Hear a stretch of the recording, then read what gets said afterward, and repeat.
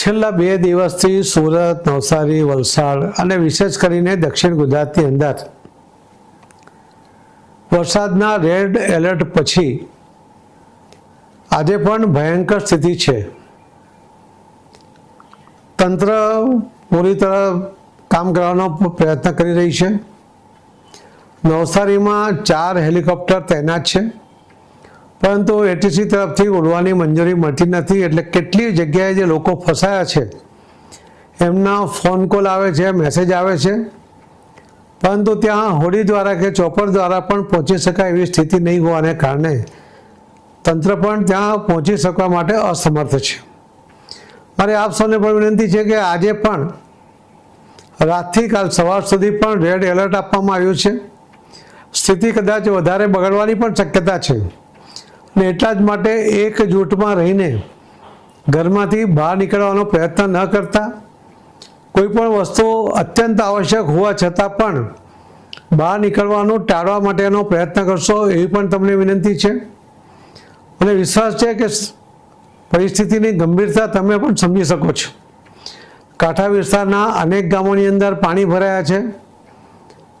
ચીખલી, બિલ્લીમોરા, ગણદેવી આ વિસ્તારની અંદર પણ ઘરોમાં 2-3 ફૂટના પાણી હાલમાં પણ છે।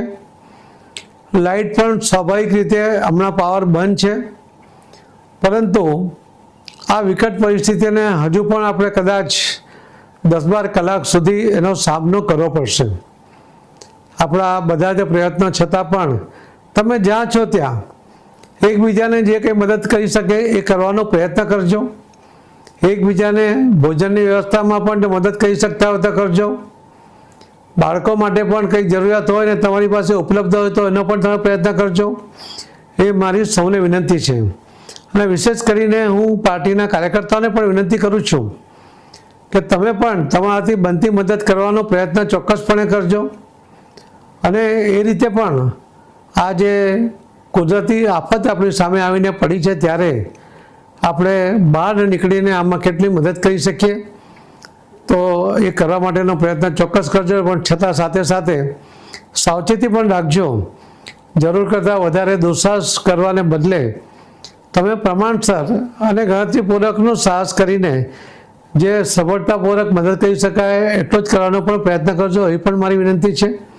જે લોકો ઘરમાં ફસાયા છે એમને પણ વિનંતી છે તમે બિલકુલ બહાર નીકળવા માટેની કોઈ પરિસ્થિતિ નથી, એટલે જરા પણ ઘરમાંથી નીકળવાનો પ્રયત્ન ન કરતા હજુ પણ ઊંચાણમાં જ્યાં પણ જઈ શકાય એટલા વિસ્તારમાં જવાનો પ્રયત્ન કરજો, એ ફરીથી આપ સૌને વિનંતી કરું છું। માનનીય પ્રધાનમંત્રી નરેન્દ્ર મોદી સાહેબે પણ ગુજરાતના મુખ્યમંત્રીશ્રીને પણ સૂચના આપી છે અને ગુજરાતના ડેપ્યુટી નાયબ મુખ્યમંત્રી શ્રી હર્ષભાઈ સંઘવી પણ હમણાં પણ નવસારીમાં છે, એ પણ વલસાડ જવાનો પ્રયત્ન કરે છે, પરંતુ બધા જ રોડ બંધ હોવાને કારણે એ પણ ત્યાં જઈ શકે કે પહોંચી શકે એવી સ્થિતિમાં નથી। કલેક્ટરશ્રીઓ બધા જ નવસારી, સુરત, વલસાડના અને એમનું તંત્ર આખું કામે લાગ્યું છે।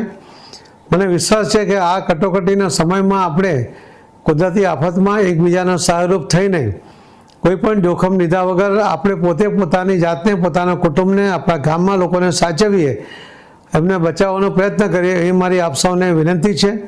જેવી પણ સગવડ થશે, જેવી પણ એટીસીની મંજૂરી મળશે તો તરત જ આ હેલિકોપ્ટર દ્વારા પણ જે ફસાયેલા લોકો છે એમને બચાવવા માટેનો પ્રયત્ન તરત શરૂ કરવામાં આવશે। પાણી પણ થોડું ઊંચું થાય અને હોડીઓ પણ જઈ શકે તો ત્યાં પણ હોડીઓ પણ તૈયાર છે, તો ત્યાં જવાનો પ્રયત્ન કરીશું। બાકી લોકોને ફૂડ પેકેટ કે દૂધની જે વ્યવસ્થા કરવાની છે એ તો પછી કરીશું જ, પણ આજે પહેલી જરૂર છે કે આપણે આપણી પોતાની જાતને બચાવીએ, આપણા કુટુંબને બચાવીએ, આપણા ગામને બચાવીએ, એ જ આપ સૌને વિનંતી કરું છું।